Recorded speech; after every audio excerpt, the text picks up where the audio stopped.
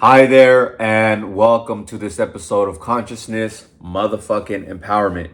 Here we talk about consciousness, spiritual laws, and how to reach your fucking dreams. Thank you for being here. I love you. Today we're going to talk about the book Psychocybernetics by Maxwell Maltz. And we're going to go over the chapter titled Dehypnotize Yourself from False Beliefs. And this is chapter 4. All right. And before we get started, ask yourself, are you ready to learn and apply? And are you ready to be the best version of yourself? Meaning going after what you truly want. Okay. And this chapter is about that, going after what you truly want. Okay. In terms of your self-image, your self-talk, your self-descriptions. All right. It's all the same thing. Just psychologists and law of attraction, self-concept, teachers like myself use different terms, but it's the same thing. It's what are you affirming and what are you believing? And your beliefs are what create your reality. All right. So now that you said yes to those questions, let's get started. Those of you who said no, get the fuck out because it's not going to benefit you. All right. Come back. Maybe you don't feel good right now. Just, go on a run and get some movement and come back. All right. I'll still be here. I love you. All right. Let's get fucking started. I got some points that I want to go over that I found to be the most revealing for us so that we can achieve our goals and dreams. And number one is relax. Okay. Relax. Let's take a deep breath right now. In through your nose. Take a little bit in your mouth. Extend your stomach. Hold it. Exhale and push your stomach in.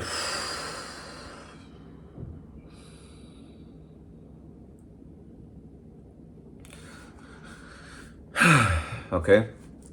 Now, when you affirm things, do it in a relaxed state. Like now, perfectly right now. Make an affirmation, right? If you want, you could pause this. But I'm going to give you a few seconds to do your affirmation. Say it. I am blank. I am blank. I am blank. Rich, wealthy, healthy, loved. I am happy. That's how you impress your mind. That's the key that I got from this chapter. The way to change your beliefs and your results is to do it in a relaxed state. He gives some examples here. My favorite one, I only read the first one because the rest were kind of weird. So you lay on the bed or on a chair and then you imagine yourself, part by part, first your legs, then your arms, then your torso, then your neck, and then, I guess your head. And you feel that you get heavy and you sink into the chair or your bed. All right. You sink into it so you can't move. Then now you're completely relaxed. You're completely immobile. And then you start saying your affirmations or start seeing the end result, whatever the new habit you want to do, or the new thing that you want to change. You see the end result. And then, create affirmations. Create affirmations for you. The opposite of your goal, of what your certain circumstances, right? What is it that you want? Maybe you want to be a good person. Maybe you've been robbing people, doing things, or maybe just been mean. So you want to be a kind person. So you affirm it. I am a kind person. We'll go over some of these concepts that he shares that were from certain children who were getting bad grades. All right. Kids who were saying bad grades. Kids who were getting bad grades were affirming certain things about themselves. And they hypnotize themselves, basically, by saying, I am dumb, I am weak, I have a weak personality, I am poor in arithmetic. Whatever you're saying, whatever your result is you're saying that subconsciously. You're getting a belief from somewhere. Right? And remember that the electricity just changed right now. Something fluctuated right now. But I digress. A hypnotist's power is changing your belief. So the beliefs you have are you've been hypnotized by people or yourself. If you're advanced already, meaning you know this information, and you just come in here to just get a little bit more, then you understand this. You hypnotize yourself with your affirmations. If you're healthy, like me, I'm strong and healthy. I'm going to create an affirmation video for you guys for muscles and being healthy, because I got it quickly.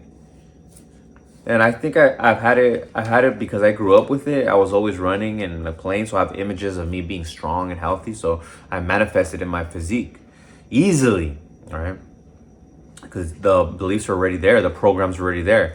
When you don't have a program, you gotta work towards building that program, and you build the program. Okay, the power of hypnosis is the power of belief. And you get results only when you have convinced yourself. And seeing the end is very important, because you'll get it no matter what. Even if you do the thing and you're constantly visualizing, you'll get the result for the thing that you want. This is why Neville Goddard did and I got this from Elmer O. Locker Jr. He has a YouTube channel as well. He said that his grandpa went to a meeting with Neville Goddard, and he said, all right, you guys, those of you guys who do this and then accomplish the thing, come back. And the task was, say, I will not climb a ladder, but visualize yourself every night climbing a ladder. And so he did that. And then his mom called him, say, come over, or dad, somebody, a family member, come over here and help me do XYZ. Okay. He goes over there, and then there's a ladder there, and then the person says, hey, can you go up the ladder and grab me XYZ? And he goes, dang, Neville Goddard was right. And he was affirming in a little piece of paper, I will not climb a ladder. It doesn't matter. Whatever you're affirming, you're going to get. If you say no, you're going to get that no. When you resist persists, you're straining on that, you're going to get that. So you need to focus on what it is that you want. Is it peace? Is it happiness? Because peace and happiness is the opposite of anxiety and fear. Happiness, joy. You can't have that when you're smiling. When you say, my barns are full, my cup overflows with joy. Just saying the words joy, you're attracting that to you. But I digress on that. I kind of lost my train of thought. Yeah, you have to see the end, right? You have to create the spiritual prototype of it. And here's a story of how these guys were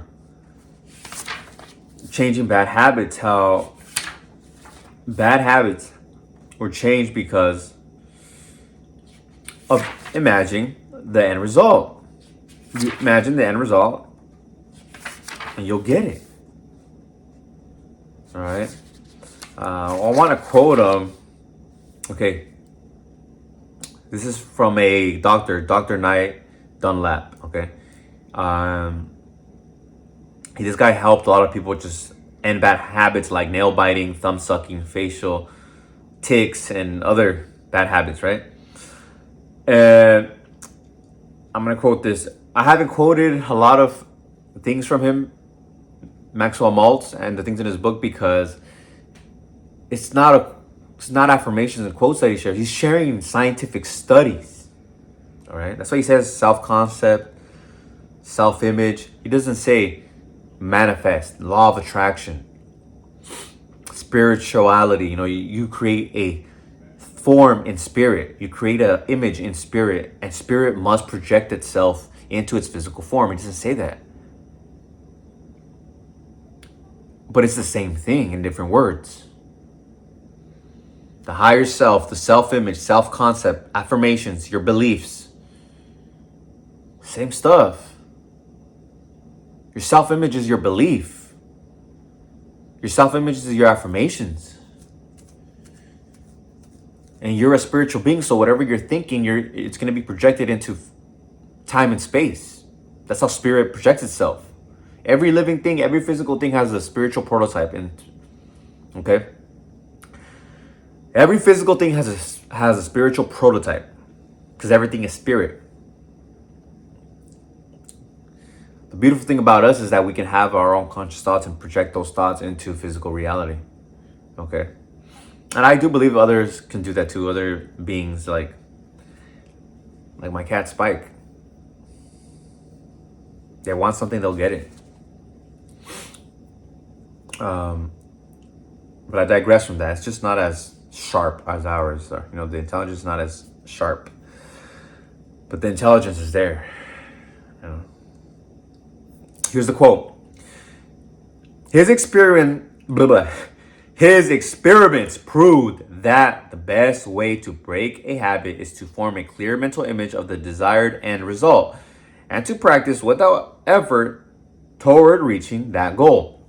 Dunlap found that either positive practice, refraining from the habit, or negative practice, performing the habit consciously and voluntarily, would have beneficial effect provided the desired end result was kept constantly in mind. If you were that child saying, I get bad grades, you say, I get good grades. I get good grades. I get grades. And Bob Proctor, my master, because he's the one who taught me just intensely. I learned from everybody. He said, have a picture of your report card, with all A's if you want to change it. Because now you're affirming, now you're seeing the end. Changing the result, changing the habit. Your thought, becomes a habitual thought. You say it over and over again. The habitual thought makes actions. The habitual actions turn to results, permanent results, which turn into your destiny, to the way of life that you have. I'm gonna share this because for some reason something's telling me to share this, and I'm gonna wrap it up. If I completed everything I was supposed to say.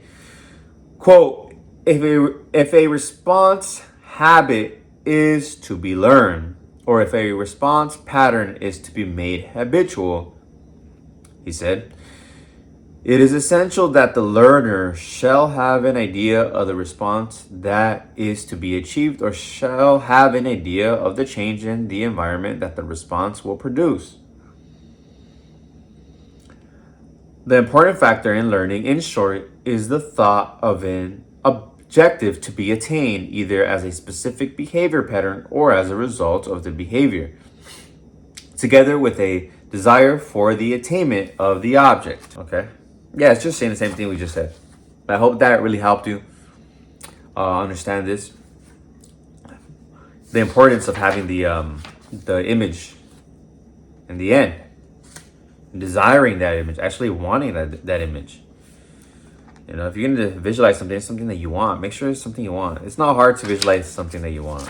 Something that you truly want. If you're having trouble visualizing something that you want, you probably don't want it. And that goes to my next point.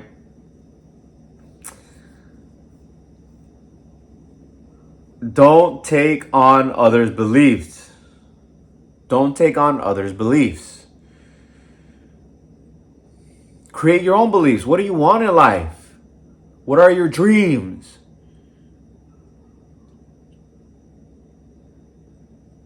And affirm that and see the goal. Because the moment you take other people's beliefs, you're not living your life. You're being hypnotized by them versus yourself. All right. And lastly, do not compare. I don't know if I said this already, but do not compare yourself with others. God made you, or you are just an individual person. You're an individual. No one is just like you. There is no other you on this earth at this time right now. There's no other you. You're uniquely you. So you may have strengths, so that doesn't make you superior to somebody else. Somebody else might have superior strengths in certain areas. That doesn't make you inferior and him superior. No. You're unique. Strive towards becoming more. Okay? Go for more and more and more and more and more. Okay? improve your life so it becomes better and better and better and better. But that's you, okay? This is something that I got from the book as well, because a lot of the belief that there is an average, and if you don't hit that average, then you feel yourself inferior. There's a study done with students who were very smart, and then he just said this, like, hey, okay, those of you who average people just finish in like a quarter of the time, right? So he gave them the test and turn on the time, and then like he ran like beep. That's when the average person, okay, that's the average person. He marked the, okay, that's what the average people, and the rest who were still studying, he did this purposely. They were still working on the test. They ended up getting bad results because they took on that belief. So don't take on that belief that that's somebody else's average. That ain't my fucking average.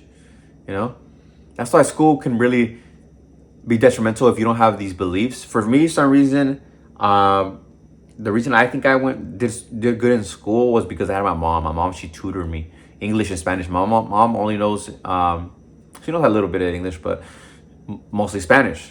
She's not confident in speaking in English, so she taught me everything in Spanish, writing, reading, and then also my teachers taught me English and Spanish. So, writing and reading in English. So she would do it in English, and she said, now read this book and do the same thing that I just taught you. Write the words that you didn't know, or write things. So what was it about on this? And I was like, okay. And so when I was in school, like, it was something I would always do at home. It's like, oh, I do this with my mom. It was simple. So I didn't have those hard beliefs. It wasn't something like, oh, what the hell is this? I never done this. I think if kids are not tutored by their parents or by a tutor at home, when they go to school, they're not prepared. That's an important thing to do, is being prepared. That's why when you're a salesperson, you're, doctor, whatever it is, whatever job you do, you have to go prepared. See yourself mentally doing it already. So you're just like, it's just, oh, I did this already. Okay. Rules that garner self-respect are non-negotiable. Okay. So do that for yourself. Do that for your children.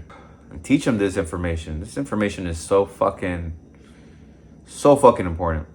I don't know why we don't have this in schools. We don't teach the power of belief, the power of hypnotizing, the power of the mind. These are just different ways of saying the same thing. The laws of the universe. I don't know why. I hope you like this one.